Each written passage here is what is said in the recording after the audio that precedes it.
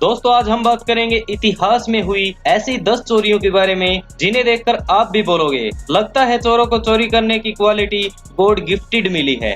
और इन चोरियों को इतिहास की सबसे बड़ी चोरियों में भी शामिल किया गया है।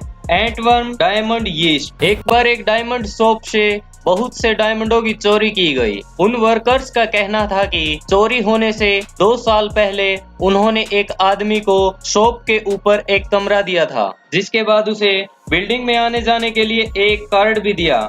वहां के लोगों ने बताया कि वह टेलो नेचर से बहुत अच्छा था, इसी कारण वहां के लोग उसे बहुत ज्यादा पसंद करने लगे थे, जिसके कारण उसे बिल्डिंग में आने जाने पर कोई रोक टोक भी नहीं थी। लेकिन किसी को नहीं पता था कि आगे चलकर यही बंदा डायमंड सेंटर में 100 मिलियन की चोरी करने वाला है। वह इतना ज्यादा चालाक था कि उसने डायमंड की चोरी करने के बाद सीसीटीवी की रिकॉर्डिंग को भी चुरा लिया। लेकिन कोई चोर कितना भी चालाक क्यों न हो, वह कोई न कोई गलती जरूर करता है। ऐसा ही उसके साथ भी हुआ। उसने सैंडविच को आधा खाया और बाकी वहीं पर छोड़ दिया, और पुलिस ने उस सैंडविच से उसका डीएनए चेक किया तो सभी को असली चोर का पता चल गया।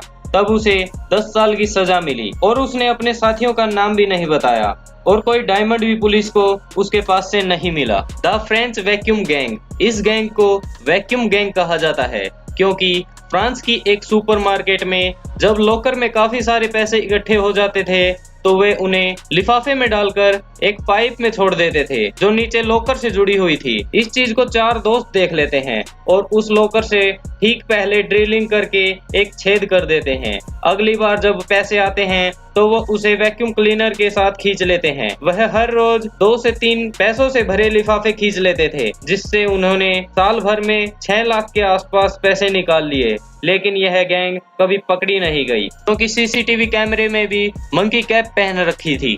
ब्राजील में एक गैंग ने बैंक में सुरंग बनाकर लगभग 70 मिलियन डॉलर की कुछ बैग उठा ली। जिस बैग को लेकर वो गए, बैंक उन्हें डिस्ट्रॉय करने ही वाला था। साथ ही बैंक के पास उन नोटों के नंबर भी नहीं थे। जब अगले दिन बैंक खोला तो उन्हें यह सुरंग पास के एक घर में जाते हुए मिली जो उन लोगों ने किराए पर लिया था। कुछ समय बाद पुलिस ने एक चोर को पकड़ लिया और उसने बताया कि इस चोरी में 25 लोग शामिल थे, लेकिन उनमें से कोई भी नहीं पकड़ा गया। एक बार 4 लोग शाम के समय जब ज्वेलरी शॉप बंद होने को थी तो शॉप में जाते हैं, जिसमें से 2 ने लड़कियों के कपड़े पहने थे और मेकअप किया था।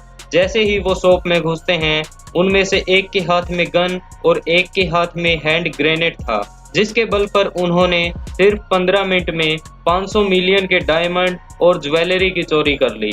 पुलिस के अनुसार यह काम साइबेरियन गैंग का था, लेकिन फिर भी उनके हाथ कुछ नहीं आया। एक बार एक आदमी अपनी गर्लफ्रेंड को इम्प्रेस करने के लिए बैंक लूट लेता है, जहां इसे 2 साल की जेल हो जाती है। जब वह वापस आता है तो मिलिट्री ज्वाइन कर लेता है। बाद में वह मिलिट्री को छोड़ देता है और एक फोटोग्राफ स्टूडियो का मालिक बन जाता है। वहां बोर हो जाने पर वो वापस क्राइम की दुनिया में आ जाता है और सोसाइटी जर्नल बैंक को लूटने का प्लान बनाता है। जब उसे पता चलता है कि बैंक की तिजोरी बेसमेंट में है तो कुछ खास चोरों की मदद से एक सुरंग बनाता है और बैंक में चोरी करने लगता है, जहां बैंक के लॉकर में किसी भी प्रकार का अलार्म सिस्टम नहीं था। उसने इसके चलते दीवार पर भी लिख दिया कि हमने ये चोरी बिना हथियार और वायलेंस को अंजाम दी है। लेकिन पुलिस मुखबिरों से इसका पता चल जाता है और इसे गिरफ्तार कर लिया जाता है। लेकिन जब कोर्ट में इसकी पेशी की जाती है तो यह खिड़की से कूद जाता है, जहां नीचे बाइक वाला इसका इंतजार कर रहा था, और वो वहां से भाग जाता है, जिसके बाद वो कभी नहीं मिला। लेकिन बताया जाता है कि 55 साल की उम्र में कैंसर से उसकी मृत्यु हो गई।